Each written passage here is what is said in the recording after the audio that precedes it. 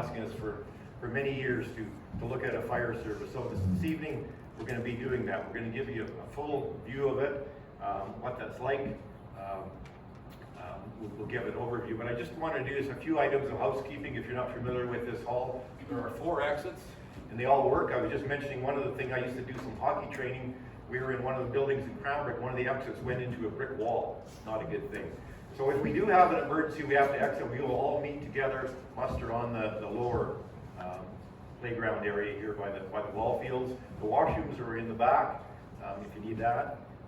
What we will do tonight, there's going to be a lot of information, and we'll hold the questions to the end because I think some of the presenters may deal with your questions.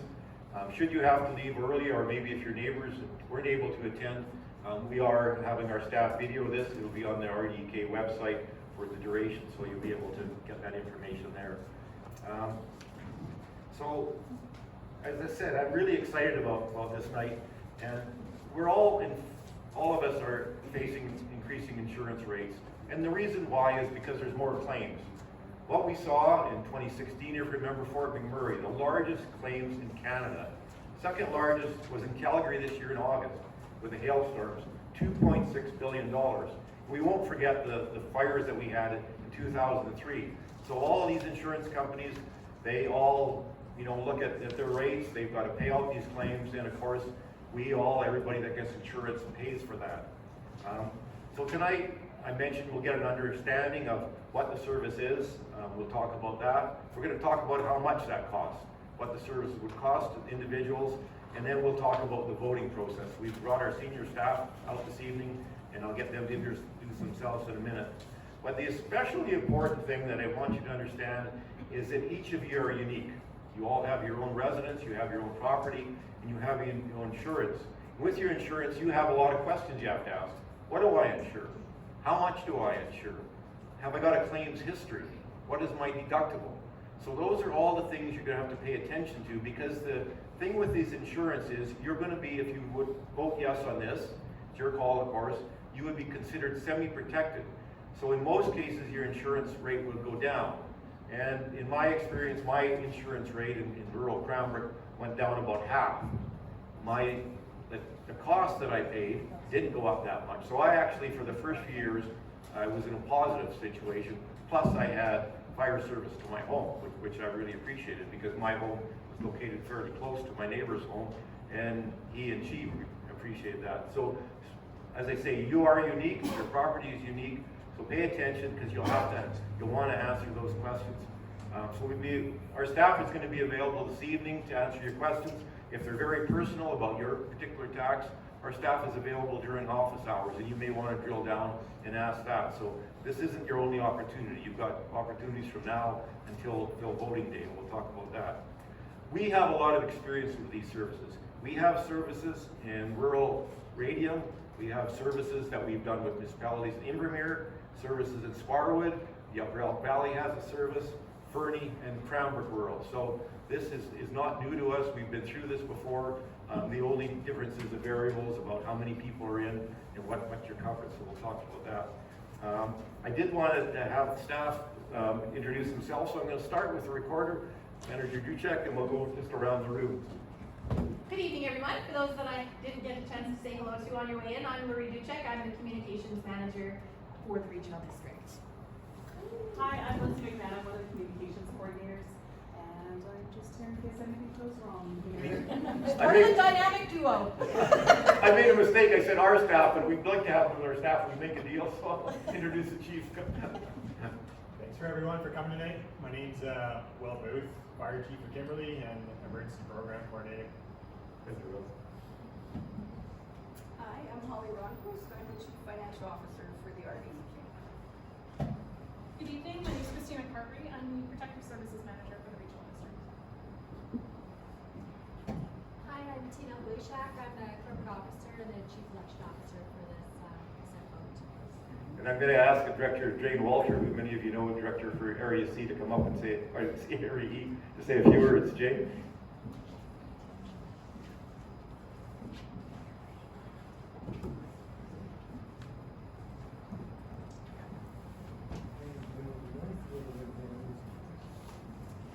Thank thank you for coming out tonight. I'm glad to see so many of you out.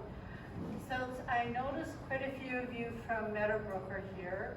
And no, we are not planning on doing a fire service for Meadowbrook at this time. Over the last couple of votes we had noticed with the numbers that Meadowbrook consistently was voting it down. So when I've been asked by Meadowbrook residents about maybe doing a fire service, I asked them to try to get a petition so I knew we weren't throwing the money out the window again. I haven't seen a petition as of yet. I'm hoping that I get a petition maybe after this. I also think by doing a fire service split, where we're doing half of my area now, and then we'll do a third of another area next, that Meadowbrook residents would realize it's actually going to work. That it's working for Wycliffe, it's working for St. Mary's, and yes, it would work for Meadowbrook. So I haven't totally ignored you, Meadowbrook. You're just gonna give it one turn at a time. As for our area, I can't get fire protection because I live too far out. There's quite a few people in St. Mary's Lake Road that wishes they could get it, that are still too far out. That I'm hoping maybe one day we can figure out how to get it farther out for the more rural properties. The rate will be discussed tonight or later, and you'll see what it's going to cost. And thank you for coming out.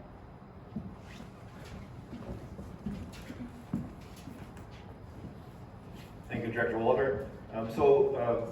Jane had mentioned about the service area and why it is. I know I had a number of calls that people would like in the area. So with no further ado, we're gonna talk about that service overview. So I'm gonna ask our Protective Service Manager and the Fire Chief to come up and discuss that. Christine.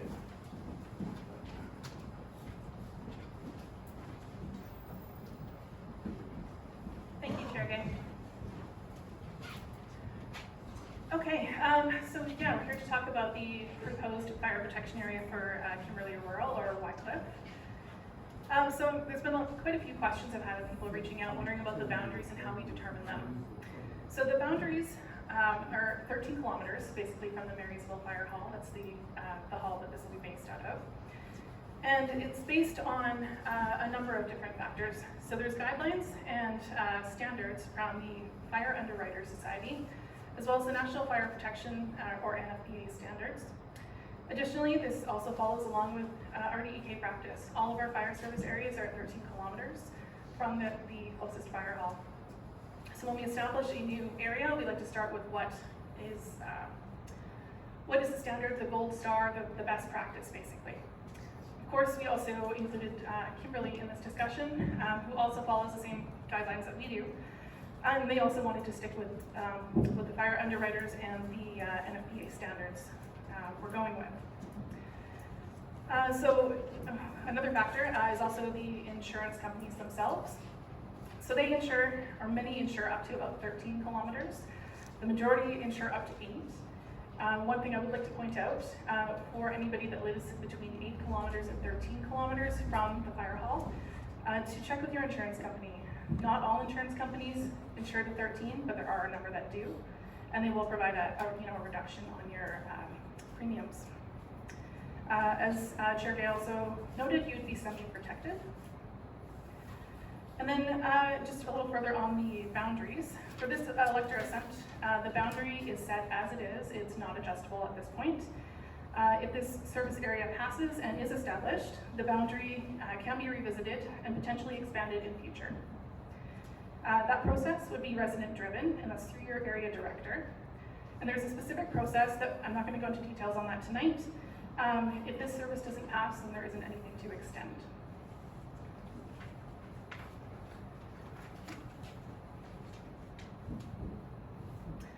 So alternatively, if you are in the proposed fire protection area and you don't want to be included, there is not an option to opt out.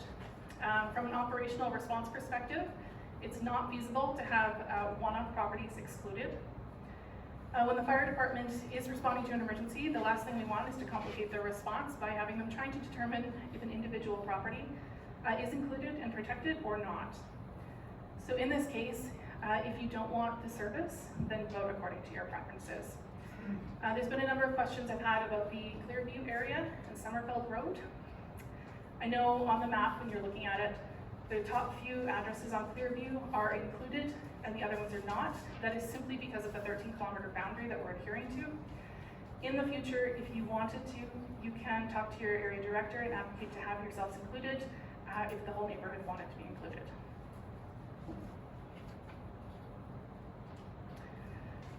So for the proposed fire service, what does this include? This includes fire protection and suppression, structure fires, fire and smoke alarms, vehicle fires, barbecue fires, wildland fires, basically anything fire related.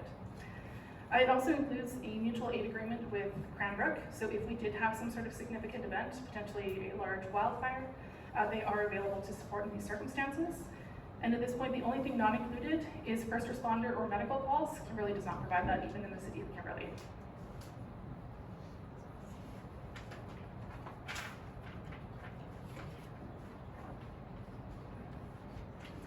So in order to start this new service, if it were to pass, we need some new equipment. So Kimberley, in order to deliver service here, would require a water tender. A water tender is a type of apparatus that transport water to an incident.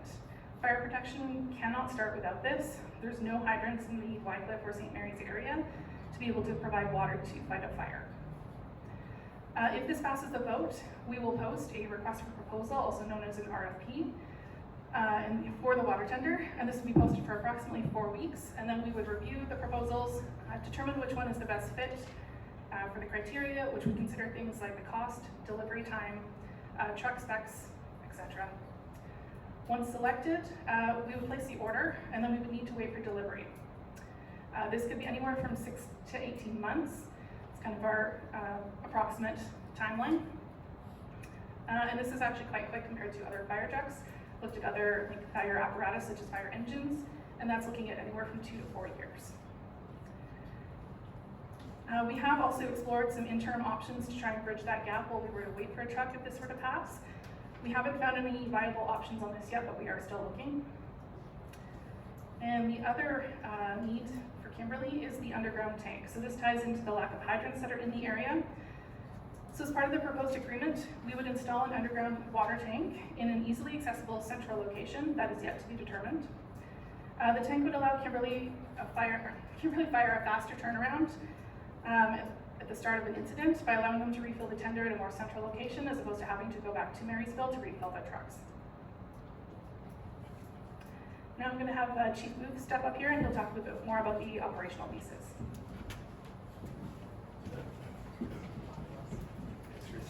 Thanks, Christina. Excuse me. Yeah. A little bit taller here. Can we hear me? Awesome. So, speaking a little bit to the operation portion of what Kimberley will be providing, our fire department is in a period of growth right now. We're about 5 years of, we'll say, average seniority within the department itself. And then looking at what our actual shoot times are for response within the last 10 years on fires, we're arriving and having that first initial engine departing the hall within 5 minutes. FUS looks for, Fire Underwriters Society is looking for 6 minutes. We're providing about a 5-minute insurance on departing our hall from Marysville.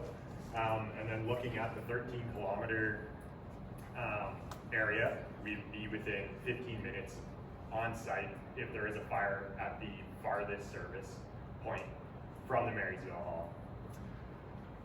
What that service will actually look like is an initial engine responding immediately from the fire hall with all staff that are available and readily able to respond, and then also that tender directly after that initial engine. when we look at how response will be if a call actually happens within, we'll say the Wycliffe St. Mary's area, and a call comes into Kimberley, the call will be triage, which is more important. Not abandoning any call, but providing a service to both incidents. A fire in Wycliffe would take precedence over, we'll say, a carbon monoxide call where we triage and only send 2 staff from that call to the next one. So priority is on availability of firefighters, essentially is what it's for. And then we understand that fire has no boundaries, so knowing that, we're going to look after the fire, what's going on. So.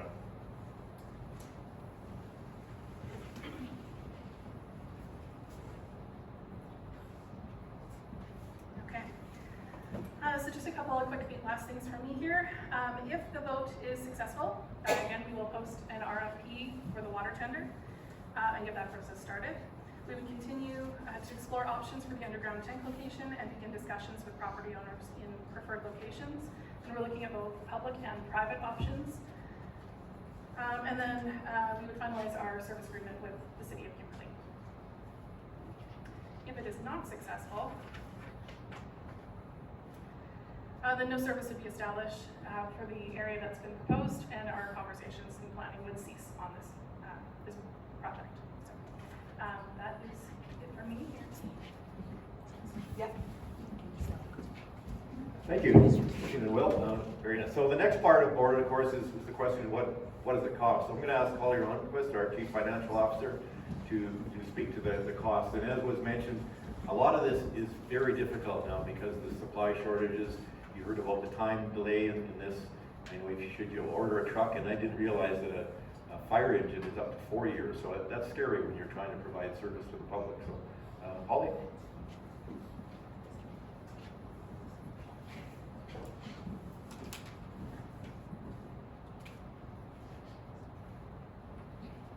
Thank you, Director Gay. Good evening, everybody. Thanks for coming out to see us tonight. So, Christina did mention the capital costs that we do have for this service, and the total amount for the water tender is budgeted at $825,000. So we actually expect it to be less than that.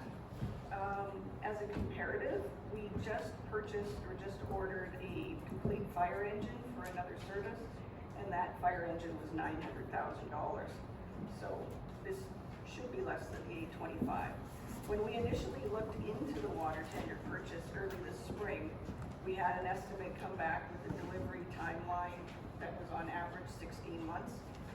And we can't start up the service until we have the water tender. So what we did is we put into the budget the cost for a used water tender that could get us through depending on the delivery time of the new water tender that we're going to get. So that's why it's the $825,000. So since then we did receive a quote, and it was less months, and that's what brought the averages to what Christina was mentioning. So it's possible that we're only going to need to purchase the one water tender, the new one, but we won't know until the proposals are in.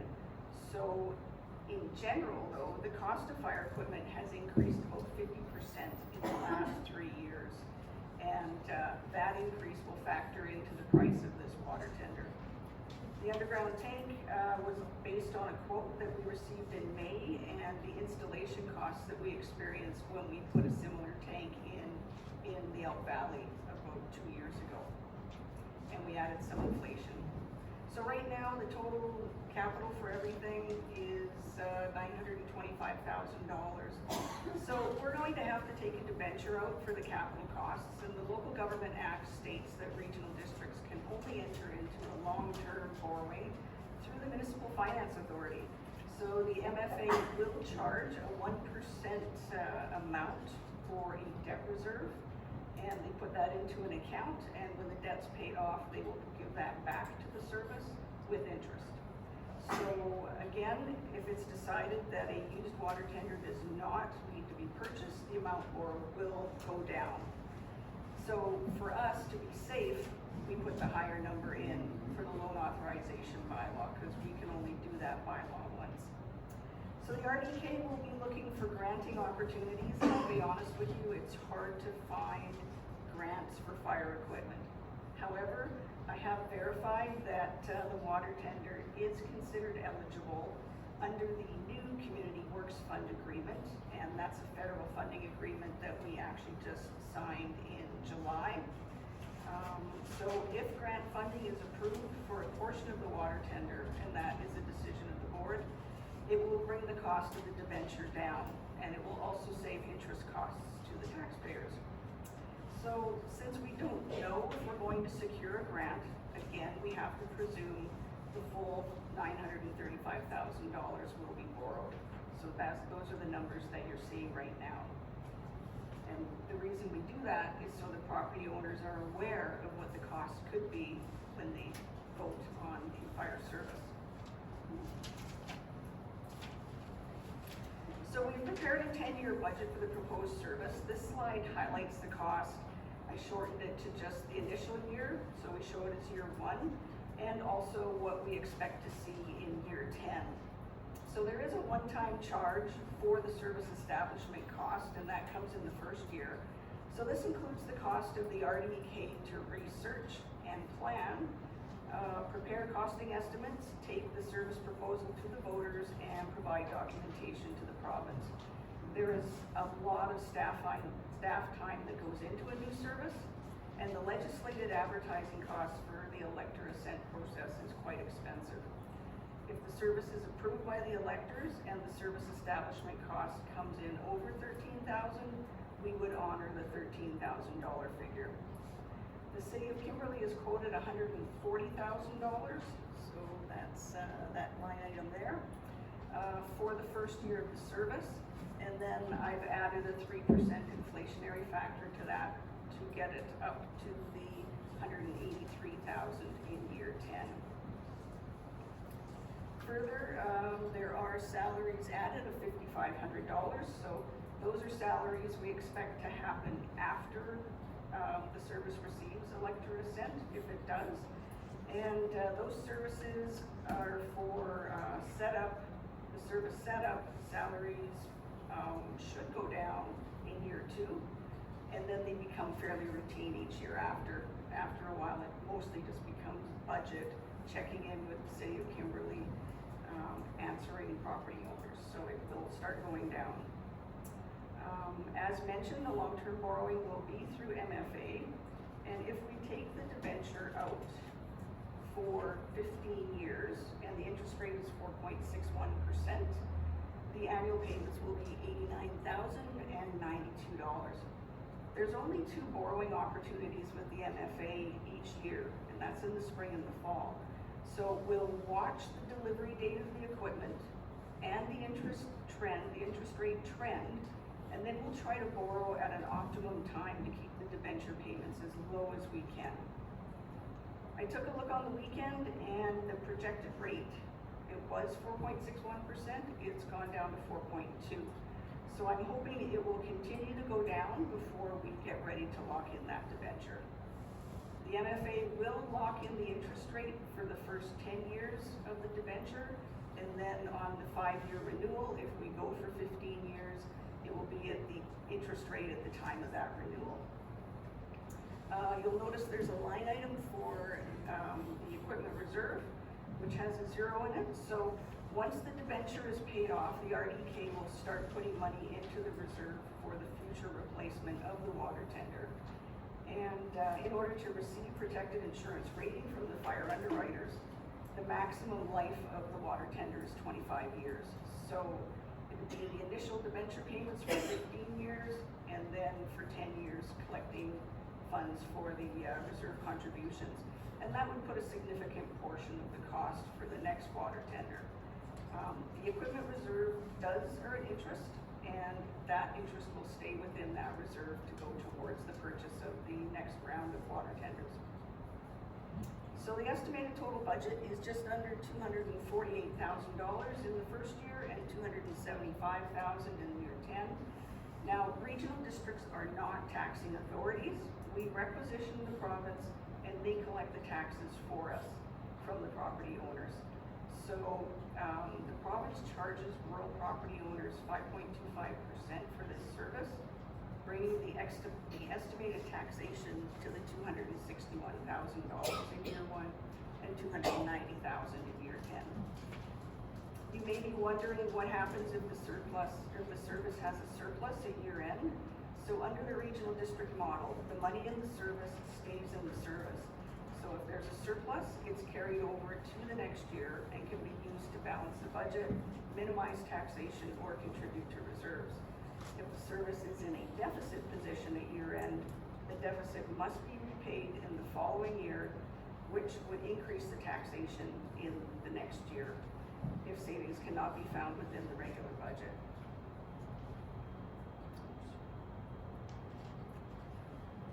So if the fire service is approved, it will be taxed based on the net taxable assessed value of landed improvements for each taxable property within the service area. So improvements are things like buildings, houses, barns, sheds, all of those are taxable on the property. So based on the proposed service area, there were 329 properties assessed at just under 165 million. So the average value, or the value of the average residential property is assessed at $504,539. The proposed service area is mostly residential or a residential farm mix. There's only 16 properties of the 329 that are classified as utilities, business, or recreation. And then there's 14 properties that are 100% farm assessment. The assessed value for calculating taxation for the new fire service will be, as I said, the net taxable land value, and that is after, so it's land value after the ALR exemption and any farm exemption you get. So if you have farm status, that would be lower as well. Plus 100% of the net taxable improvements value. So taxation is charged to property owners based on a mill rate, and a mill rate is the cost of the service divided by the total taxable assessment divided by 1,000. So the maximum mill rate that we provided in the service establishment bylaw based on the 10-year budget is $1.75 per thousand of assessment. So based on our 1-year budget, the mill rate is estimated at $1.57 per thousand. And using that and the average residential assessed value, the taxation for the fire service for year 1 for the average residential would be $863, and in year 10, $959. So right now, the annual debenture payment for the new and the used water tender and the storage tank is $310. That's with the provincial fee in there. So if the delivery timelines result in a decision to just purchase one water tender, then that will be reduced. So for example, if if we didn't need a used water tender and the value that we had in the budget was $100,000, that would reduce the taxation by $44. So these numbers are based on the information that we had when the establishment bylaw went to the board in June. The taxation for the debt will go down if the water tender and the underground tank cost is less than projected, if the interest rates are less than 4.61%, if we are successful in getting some grant funding. However, depending on how the actual numbers work out, we could look at reducing the amortization period of the debt from 15 years down to 10. And the benefit of that is that the taxpayers are paying much less interest on the debenture compared to 15 years. So once we have all this information that we need to borrow, we'll take a recommendation to the board for consideration if the service is approved. So some properties within the fire service will be valued lower than the average residential of $504,000, and some will be valued higher. So with that in mind, I've created this chart to help you determine where your property may fall. As mentioned, having a fire service protection normally results in a reduction or a discount on your insurance premium. So, as they mentioned, go see your insurance company and see what that would do for your premiums. We've shown the initial cost of the service for year one is a full year. So, whether a full year is actually taxed in the first year depends on a lot of things. It could be taxed on 1 year or 2, and in a really extreme case, maybe 3.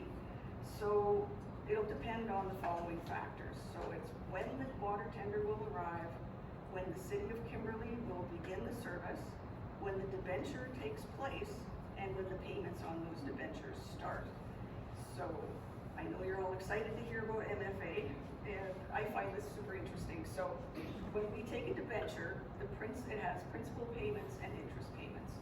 So the principal payment, the first one isn't due until 1 year after the debenture is taken, and the 2 interest payments, the first one starts 6 months after the debenture is taken. So this could allow for us to phase this tax in instead of it all being hit in the first year. So if the proposed fire service receives elector assent, the finance department has a bit of work to do. We'll start with procurement of the water tender and underground tank right away. We're actually planning to work to have the request for proposal documents ready to post a BC bid as quick as possible if it receives elector approval. Once we know the final cost of the equipment, we will recalculate the amount to borrow and determine the best timing of the debenture with the delivery date in mind, and then we'll prepare a security issuing bylaw for the board to consider in time for either the spring or fall borrowing. And that actually starts the borrowing process. And we'll prepare a 5-year budget for the service as part of our 2025 to 2029 financial process. So the first draft will be included in the budget package taken to board in February of 2025. The budget will also be available for the public to look at through our Engage page and also through the board agenda. And Marie always has advertisements reminding folks that the budget is ready for people to look at. So you should be able to get notice of that. We'll also work with corporate services to prepare information that needs to go to BC assessment. So if the service is approved, we have to set up the coding for the service area, provide the map, and also advise them of all of the properties that are included in the service area. So that's folio number and property identification number. And then finally in March, we will set up the service area in the province's tax requisition software and then finalize the requisition by April 10th. And you will receive your tax notices around the 3rd week of May. So when you get your tax notice, you're going to see, kind of in the middle of it, it says local services. So you've got provincial taxes, school taxes. The next section is RDEK, and that's local services. And it will say something like Kimberley Rural Fire. It'll be a separate line item, and it will provide the mill rate and the total tax for your property. So if the proposed fire service does not receive elector assent, we will record the service establishment cost as an expenditure in the electoral area administration service, and that's funded by all rural properties in the RDEK. That's it for finance. If you have questions, I will definitely be around. I can bring up the chart for the various taxes based on the assessed value of your property, if that's what you would like. Thank you.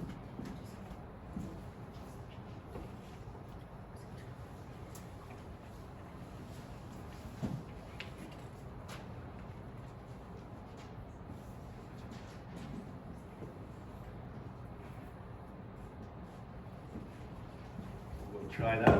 Is that in the back? Can you hear okay? Okay. So as I mentioned earlier in my opening comments, this is very individual. You're all unique. You've got your own special case, so you need to take those numbers that were presented.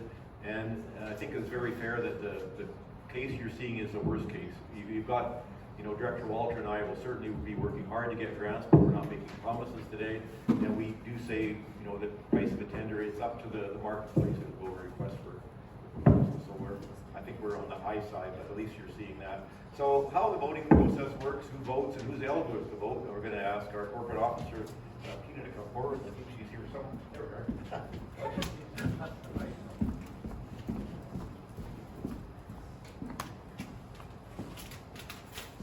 Okay, now for the exciting stuff. Yeah, I just wanted to say thank you again for joining us this evening and making time to be here. Evenings like this are really beneficial to increase awareness of the proposed service, information sharing, and an opportunity to ask questions and engage in some discussion if needed.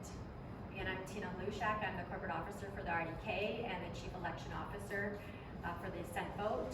The corporate officer is responsible for basically the general governance of the organization, to include such things as board, bylaws, agreements, freedom of information and records management, and also elector approval processes like this. So with that, we'll start the next section.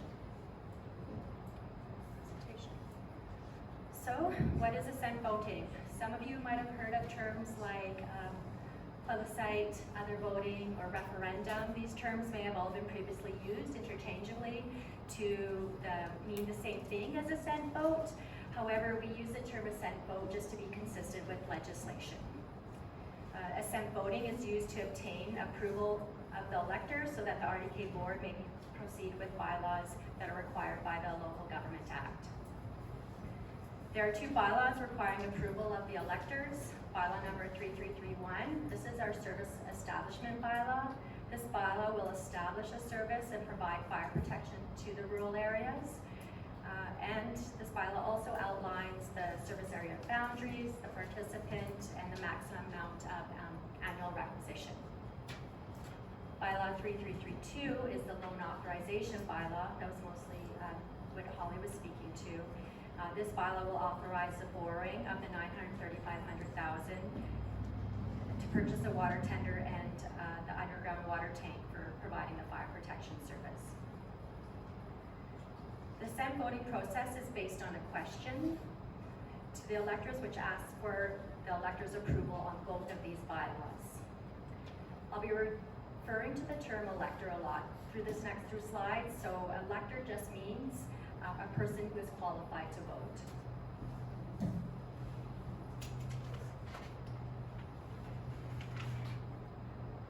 So what is the voting question? To ensure electors fully understand the question or are clearly able to express their preference, a ballot for Assent voting must be in the form of a question. That enables the electors to mark a yes or a no.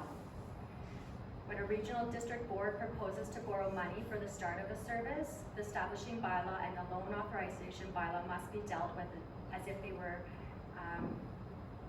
as one and must be included on the ballot together. Combining the matters on the same ballot enables electors to consider the full financial impact of the proposed service. To express your vote on the ballot, you must mark an X. And approval of the electors is only obtained if the majority of the ballots, majority of the ballots cast a yes to the question. So I just wanted, this will be the question that is on the ballot, and I just wanted to break it down for you here. So the first bullet, this is from the service establishing bylaw, and this is speaking to what the service is and where the service will be.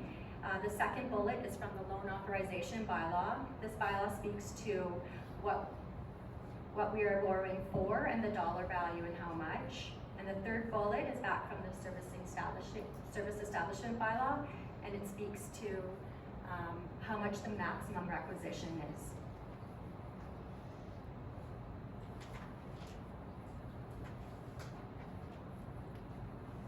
So who can vote? A person must meet the following qualifications to vote. It's all very standard. I'm going to turn this way. You have to be 18 years of older. You have to be a Canadian citizen. You have to be a resident of BC. You have to be registered as a resident or a non-resident in the area. And you can't be disqualified under any other legislation or the Local Government Act. You would know if you were. Just a quick little definition. in here, it speaks to real property. Real property means land or land and improvements. It's both. You can vote if you have no improvements on it and just have bare land as well. So the next two slides, I'm going to talk about what a resident elector is and what a non-resident elector is. A resident elector really is just a person who permanently resides in the proposed service area. There's a green border around the proposed service area. This is the same area that's on the two maps in the back here.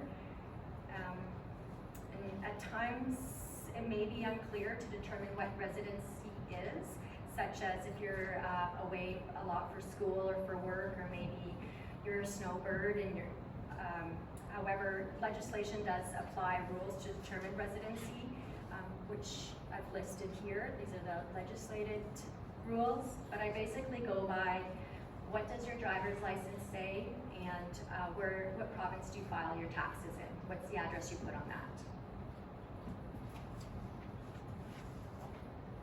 So a non-resident elector is a person who owns property in the proposed service area but lives elsewhere in BC. So referencing the province there on the side, you can see in the red that anyone in BC can vote if they have property in the proposed service area, which is represented by the green circle there. So often in this scenario, there may be more than one owner lots of times non-residents there's more than one property owner. In this case, we would require consent from the majority of the owners for that person to vote. And also, often non-residents have more than one property in the service area, and in that case, they can only vote once. One person, one vote kind of rule. And then overall, doesn't matter if you're a resident or non-resident, corporations and businesses are not permitted to vote. Voting rights are granted to persons based on residency and property ownership. Okay, where can we vote? There's two voting opportunities. The advance vote is held on October 16th. That's a Wednesday. And then the general vote is held on October 26th, which is the following Saturday. Both voting days are located in Cranbrook at the RDK office in the boardroom. The advance elector registration, there's advance elector registration, which will be accepted by our office until Friday, this Friday, October 4th. And after that date, if you're not on the list of electors, you can register at the time of voting. To register as a resident elector, you must produce 2 pieces of ID, one with a signature. You don't necessarily need ID with that picture on it. Just ID that proves your residency and identity. And if you're registering as a non-property elector, you need 2 pieces of ID, you need proof of your ownership, and if there's more than one property owner, you need that consent of the majority of owners. There is also an opportunity to vote by mail. Voting by mail is open to any elector who wishes to do so. If you want to request to vote by mail, you can, there's an application form on our Engage page, as well as you can just contact our office and we can help you out. Voting by mail applications to get your mail ballot, the deadline for that is October 24th. Okay, so what's next? The timeline shown on this slide is the same timeline that's probably in the information package that you guys have. It's also on our Engage page. And I do love these timelines. It just really clearly shows where we are in the voting process. So on the, I don't know how to use the, let's try this.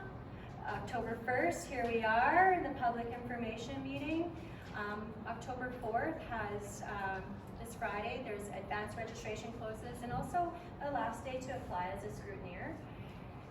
Then we're gonna jump to October 16th, that's the advanced voting day. And then we have October 24th, which is the last day to apply for mail ballot voting. And then on October 26th, there's our general voting day. On October 26th, after the close of the voting station, we count the ballots and we do a preliminary vote results, and then October 30th, at 1 p.m. we'll do the official declaration of the results. So now back to the bylaws. If the majority of the votes are no, the bylaws are not adopted and the project will just cease. If the majority of the votes are yes, both the service establishment and that loan authorization bylaw will be forwarded to the November 8th Board of Directors meeting for adoption. Once it's adopted, we can move forward and staff will start working with the City of Kimberley on the service agreements and purchasing the fire tender and everything that Holly had talked about, and the finance staff will prepare the next steps with the financing and the borrowing and stuff. That's it.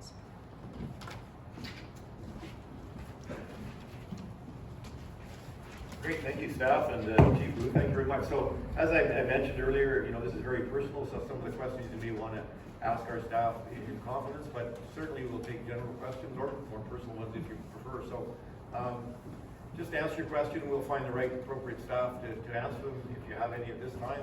If not, we're certainly willing to stick around. If you want to partner us one-on-one, we can do that as well. So, maybe general questions to start with, yes, please. Underground tank, is that something that's supposed to be going on St. Mary's Lake Road or on Wycliffe? And what's the capacity of the tank? Is it presumably a tank underwater with a fire hydrant on top so that the water truck can just refill the tank and get back to the fire and continue putting it out? Chief, would you like to take that one?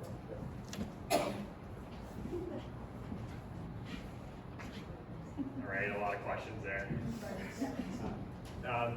So the idea behind this is a 10,000 gallon tank that is a static water source that we can draw water from the engines and have that quick turnaround time that would be necessary for that the fire extinguishment. It is a hazard driving from, let's say the Key Bridge all the way back to Kimberley. Not that that's the actual area. There is a risk when driving heavier vehicles for my staff. So the closer we can have that water supply, the better for turnaround time. But the identified area is for Wycliffe being the higher risk area at 100 kilometers per hour driving rate. For St. Mary's Lake, we do have a hydrant up by, I believe the last one is, It's 5 kilometers up the road. yeah, 5 kilometers up the road just by Campstone. So just past Campstone. So within that area, the longer distance is actually to Wycliffe with no hydrants. St. Mary's Lake Road has more coverage. So. Yeah, and just for practical reasons, the reason we want a tank is we would bury it below the frost line so that water is accessible. In other areas, we have what's called dry hydrants, so we have a large pond or a lake that's accessible. So that's the concept there. Got a couple in the front, and then we'll go over here. Yeah. Rob, have you talked to the city? Tech had I think it's 350,000 gallon tank that they weren't using anymore. No, until we haven't had a whole bunch until we see where the boat goes, but certainly we've had, I think, a couple of the communities actually volunteered to provide the labor in terms of a hole to help dig the hole. So, But this was surface. so pardon me. This was a surface tank that we built. It went to the mine. Now it's back at the old fire hall where it was at the concentrator. And it was set up for the city. The city isn't using it. Well, we'll They check never that. did use it. Thank you for that. Could that be buried? Would it, No, you don't need to, because there's enough volume there, it never froze. it won't froze? Okay. Yeah. Well, that's a good option. It gets 30 feet around, 20 feet high, I'm guessing. I'll follow up with you on that. That saves a lot of money for the taxpayers. Thank you. Next, Steve. So, I'll ask one at a time because there are a bunch of questions. What's the capacity of the tender?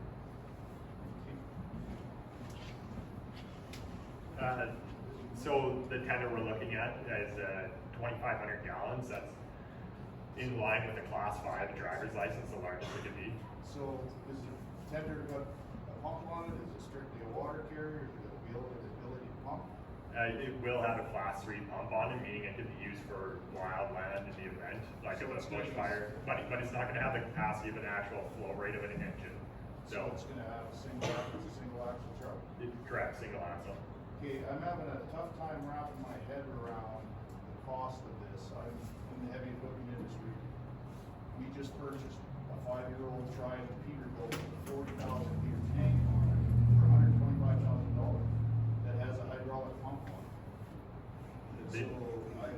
no. having troubles with something creeping up worth $1 million to pack water. Yeah, no, it is a good question, and it's that once we get into the fire service industry, we have that 1 to 15 rating, safety rating on all equipment that we purchase. So that's where that cost really gets absorbed, and then we move into the construction industry, and we have that reduced cost, right?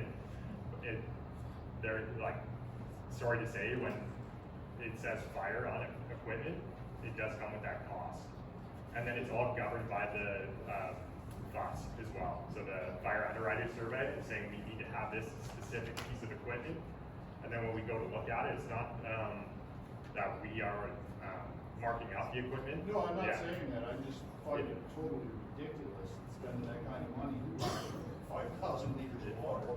Yeah, It's, okay, that's one Yeah. question. The next one, nobody addressed commercial properties. You covered residential, you covered farm properties, you covered, everything else, but nothing about commercial property. So, good question. So as I mentioned, I think there was 16 properties, of which commercial properties are part of them. So that's class 6 business and other class 2 utilities, and there's some recreation properties in there as well. So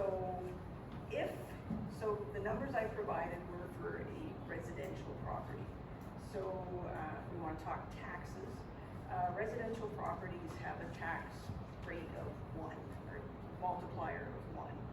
So say it's a commercial property, so business and other, it's a tax multiplier of 2.45.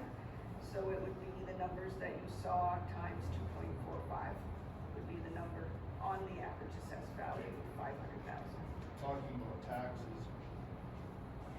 both of my properties have gone up close to 100% in taxation in the last 5 years, and the mill rates have not changed. So you guys are collecting the same mill rate when I was paying half the value of my taxes.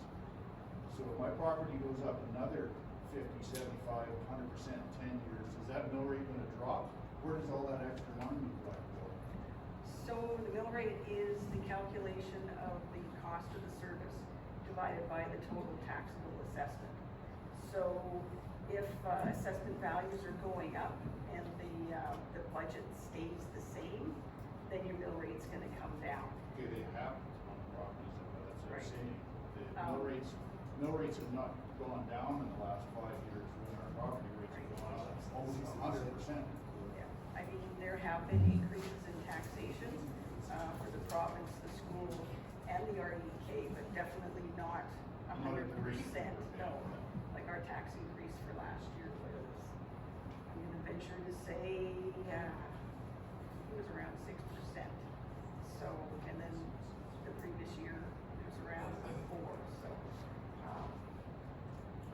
it could be because the assessed value of your property is climbing at a higher rate than the average assessed property in the area. Why would it be? I don't know. I'm talking about my residential property. Yeah, so if you wanna come talk to me after, I can get your information, and then tomorrow I can have a look, and then call you back. I'll leave it there. Thank you. Yeah, I don't have a question.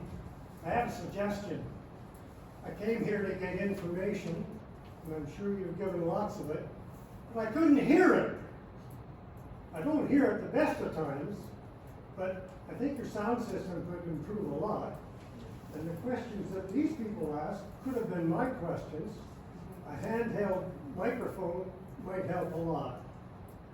So, I don't know. Here I am at the end of the meeting, and I've got no information to make up my mind. So, just a suggestion. So, very sorry for the sound quality. I didn't realize that my presentation was quite quiet. This is being recorded, and it will be on our website, so Marie will provide. I can't hear you now. Okay. Marie, could you help this gentleman? That's just again? me, I guess. Okay. He can ask the questions he has afterwards, because you said you're going to be available. So you can go and see them right after this meeting, and you can they'll tell you what you need to do exactly. Well, Does anybody else it'd have be nice to finance hear the questions? questions I from know. the floor as well. Yeah, I know. No more But, finance, okay, I'm shuffling on.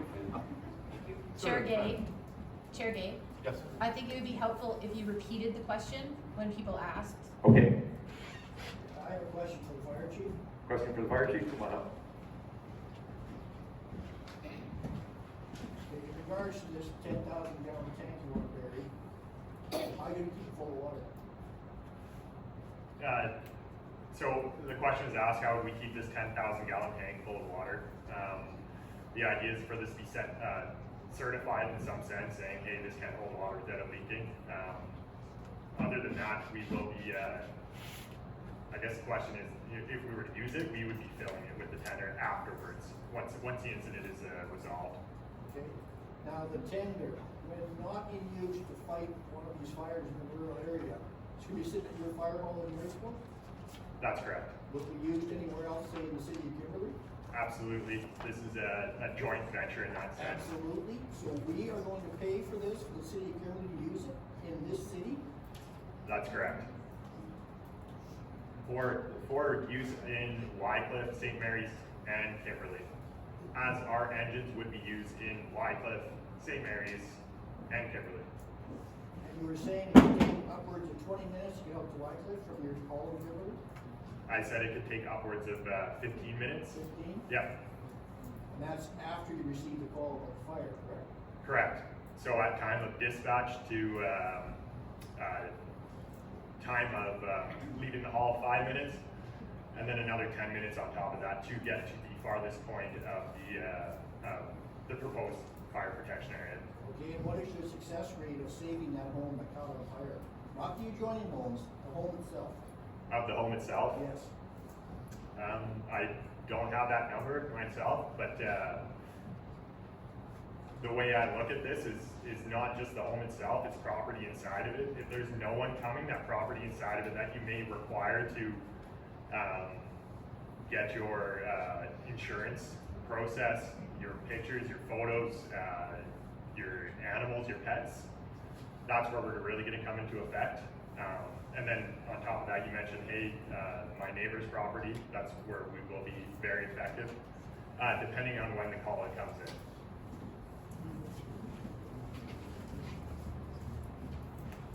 Thank you, and I know we've got a couple questions from the front and then the second row. Go ahead. In the last 10 years, do you have a number of how many times this service would have been used? No.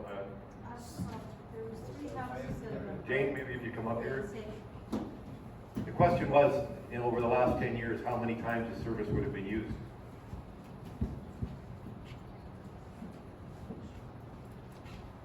St. Mary's Lake Road has lost 2 houses and 1 heritage building in the last 10 years. Was it because of a wildfire or as No. of a house fire? No, it was domestic. So you're saying 3 in the last 10 years? Yes. Just St. Mary's. I do not know the numbers for Wycliffe.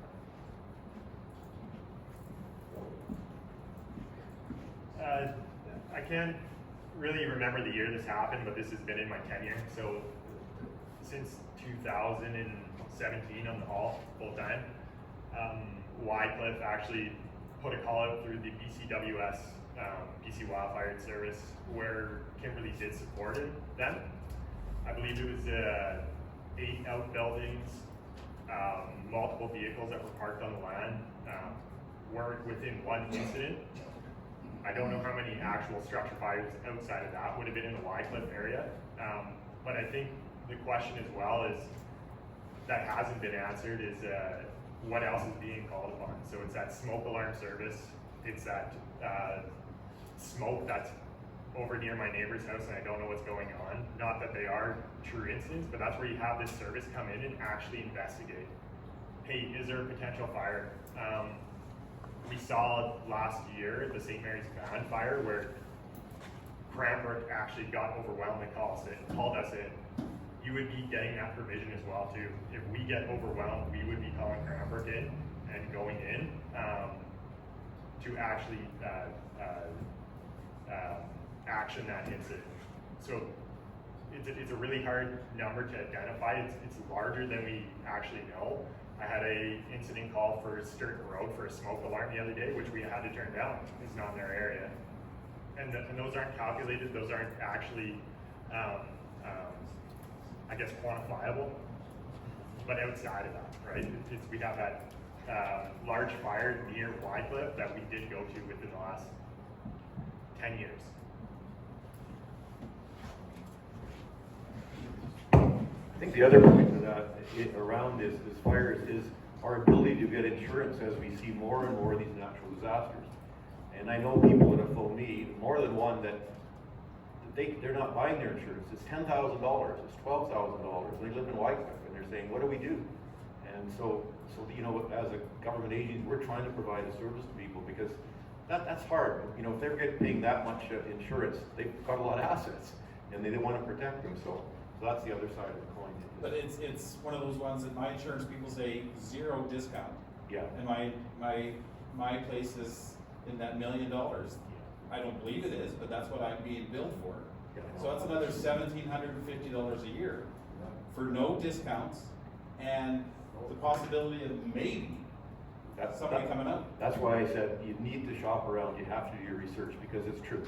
Some don't provide a lot, and others do provide a significant amount. But it's really on what your deductible, what your fire is. You know what I talked about before. But yeah. No, thank you for that. Yes. Sorry. I have another question for the voting. This advanced voting and then the general voting. Tina, I'll get you to. Can you repeat that? There's 2 advanced voting. There's one advanced voting on October 16th, and then there's the general voting on October 26th. And also you can, if you're not around for those 2, you can request to vote by mail. Okay. Voting by mail means that you get a ballot sent to your address, or you can pick it up at the RDK office. You can fill it out and bring it back. It's counted on the last day. Okay. So I can vote on the 4th if I don't have time on the general voting. Yes. Okay. But then another thing, I own a property in Wycliffe for 30 years, and I am a permanent resident. I'm not a Canadian citizen. Can I vote? So this is the thing. I can pay, but I cannot vote. Yeah. And this I have this my irrigation system was exactly the same. You are good for paying, but you have to keep them up. Yeah, so his question is a very good one, or his comment in saying, I'm a permanent resident, I've been living here for 30 years, but I'm not a Canadian citizen. And unfortunately, without that qualification, you can't vote. And that is the legislation from the province. It's not something the RDK does. It's a little bit of a mistake, I think. Yeah. It should be changed. Yeah. This thing exists already for a long time. Yeah. Is that, were you supporting him? Yeah, okay.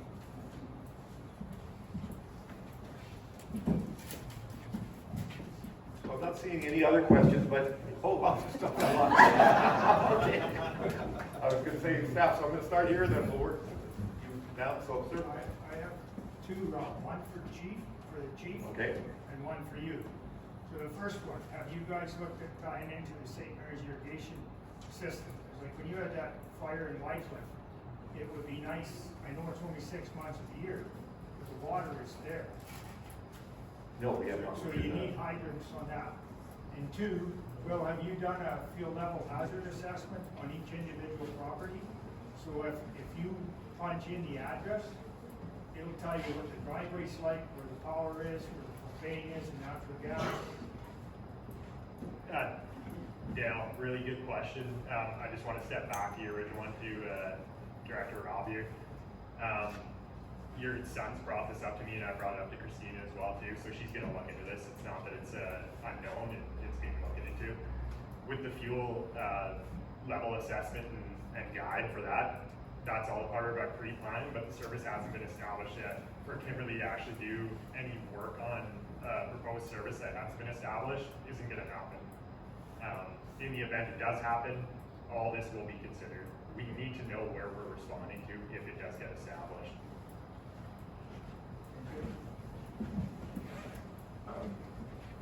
Yes, please go ahead. Yeah, not so much a question as a, maybe an answer, of just, you had mentioned something, but I just phoned my insurance today, because our insurance has been creeping up, and, it's $4,000 a year for insurance for our place, and we're about $1 million. So I phoned and asked what it would be at, semi-protected, and they said 2,100. Oh, So it's just about cuts it in half. thank you. And the main thing I was concerned is I've got a separate shop and a house. And yes, maybe 15-minute drive, you can get, you know, one might be destroyed, but you're saving the other one. And, you know, it depends, like you said, everybody's individual. But I've got a shop that's worth quite a bit, and my house is worth quite a bit. But even if one is saved, to me it's worth it. Yeah, and your level of savings, just to, so if everybody heard it, the gentleman said his insurance rate was unprotected, $4,000 a year, and if it was semi-protected, it would go down to $2,100 a year for a shop and a house. Is that correct? Yes, and I also phoned around, because I thought 4,000 was starting to get expensive, and from what it was, you know, 4 or 5 years ago, it's gone up quite a bit. But I phoned a couple places. I'm with KIS Intact in Kimberley. I phoned Hub, I phoned Westland, I phoned Western Financial. Western Financial said, they gave me a quote, they said, we got two quotes, 10,000 and 12,000. But they said, are we in the ballpark? I said, not even close. And then I phoned, I think it was Hub. They said, we can't touch $4,000, and that's a $2,500 deductible. And then Westland said they put a cap on for anything unprotected, cap of $850. They said it's up to you if you want to eat the $650 difference. They've capped it at $850 maximum they'll pay out. Yeah, so some really good examples, folks, of what I said earlier. You have to do your own research. You have to talk to different companies because there are so many different situations. My situation personally, we're in a couple of cords of wood. Not many insurance companies even want you if you burn wood. So it's what type of fuel you're using. So it's very personal and the amounts, but you do have to shop around. I've got the lady first, I think, and then some more. Yes, please. Yeah, my question's for the fire chief. Okay, fire chief. I was just curious about your manpower.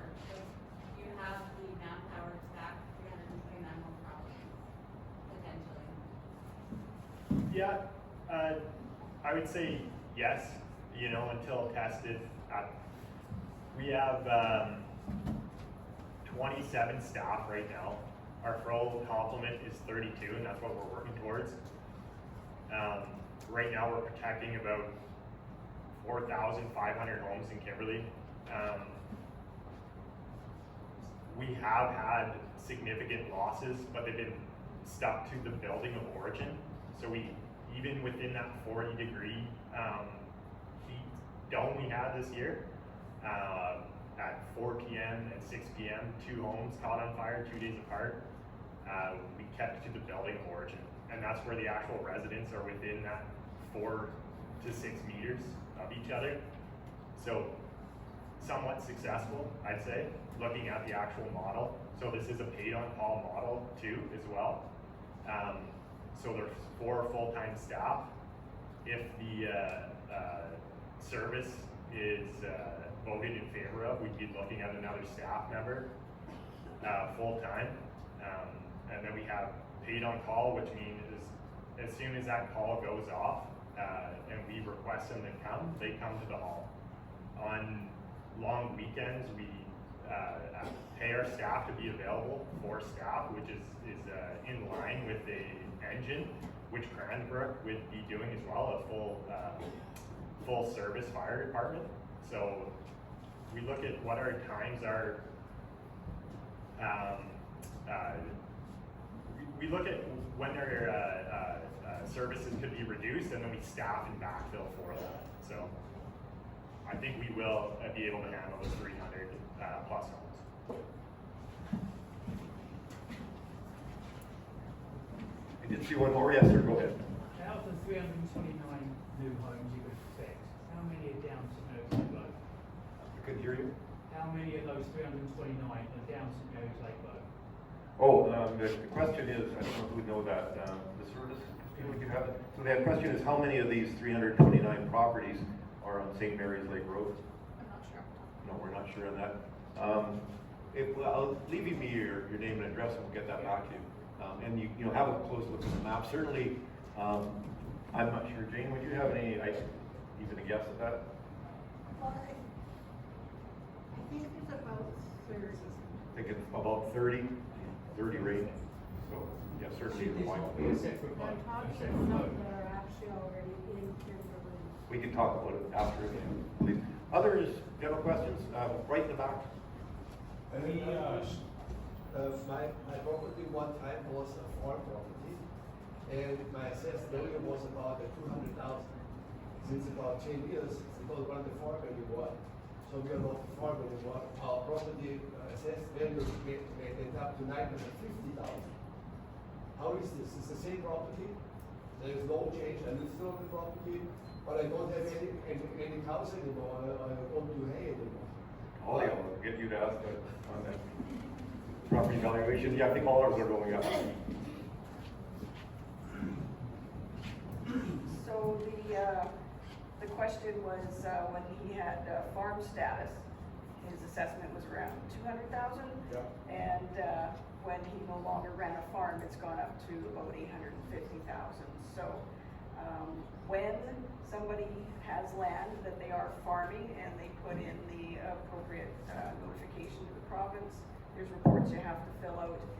You receive a significant reduction in the assessment for taxable value purposes. So that is a prime example of why it's good to have farms and grow locally for sure.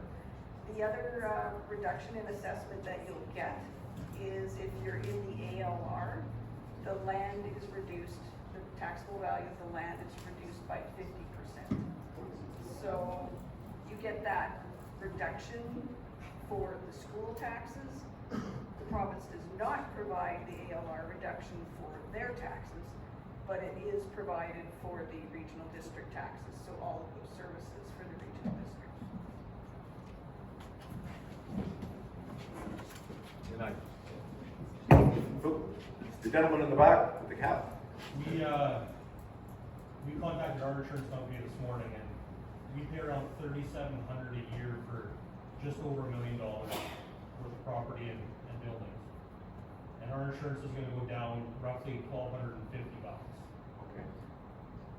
With roughly a $1,500 increase in my taxes. But that's this year. Who knows what next year's going to be on our insurance? It could be an extra $1,000.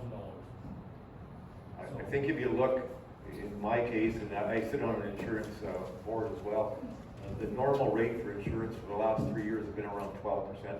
Yeah. So it doesn't take long to eat up that extra $200. Yeah. That's the hard thing, and that's why I'm so, just implore people to go out and do your research and talk to at least one or two insurance companies. Like, I'm on certain road. I'm closer than some of these houses in Marysville, and I have no fire protection. Yeah. I'm 3 kilometers from the hall. Yeah, no, you're exactly it. I was in the same situation in Cranbrook, and, you know, so we were, and that's why I was so pleased to be here tonight, at least to offer the people the service. It's your vote, it's up to you, but, you know, but do your research, you know, on it, and it, you know, I guess we all have to apologize because I don't know the gentleman's name, the construction folks. Yeah, these fire things are very expensive, and we went online to look at renting one for the interim, you know, we said we might take a year. Like, they want huge. Why not use, why not? Because the insurance companies will not recognize it. If it's good for 25 years, why do we have to have brand new? Well, we Why don't. not buy a 10-year-old one that's good for to the end of the. We're not first in line. I have my own fire truck set up. Yeah. That I pack 2,000 liters on. I got 40,000 liters of rainwater storage. I've put out 3 fires in the neighborhood because everybody knows that about the truck. And I don't think I have 10 grand in my truck. We do the same in our rural areas of Warner, for example. There's a tank there that somebody donated. There's a trailer, and it's got a 2-inch hitch. And there's, you know, in the summer something can go onto it. In our neighborhood, But everybody knows where the keys are. But but it's not helping on the insurance side. But yeah, they are very expensive. A question, and then I think individuals want to speak to staff. Go ahead, sir. Yeah, don't know so much questions, comment kind of the same with the insurance of, so we looked into insurance as well, and we've bought relatively recently in the last couple of years.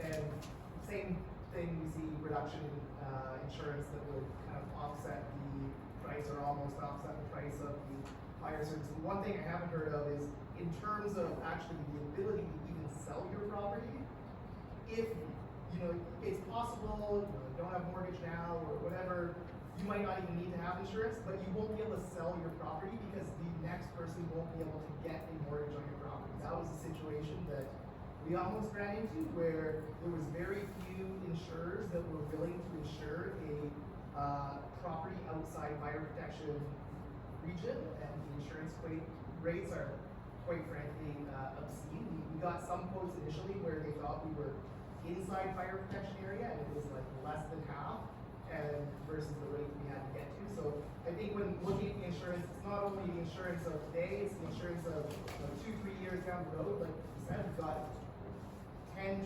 increases in insurance each year. Insurance is global. The fact that we just saw a hurricane go down in southern US, that affects our insurance rates here. And I'd much rather have a service that I can at least hope covers me in case something happens. Yes, maybe only part of my house is saved, but at least something happens, or if my neighbor's house catches on fire, at least my house is protected. Knowing the cost in 10 years versus an unknown for insurance, and possibly not even the ability to sell my house down the road, or at least have a very limited pool of buyers in that situation. So, You make a very good point. Yes, thank you. Further, I'd just like to say before we go tonight, if you could get your insurance down, I guess it's going to be the bottom line here to pay for this. But I just want to thank everybody. You're at the head of the meeting. It's a lot of work to put a meeting together, so thank you. And thanks to everybody that is concerned about your property coming out here. But I know as a fire department, sir, I know you put out fires, but you do go to a lot of accidents too. And so you're a lot busier than what this sounds like tonight. So, well, thank you everyone for being here tonight. Thank you for your comments. So we will stick around if you want to speak to us one-on-one, by all means. Do we need some help putting the chairs away? No, we're okay. We'll do that. So thank you again very much for coming out. Have a look at it. Give us a contact if you need some more information. Thank you. thank you.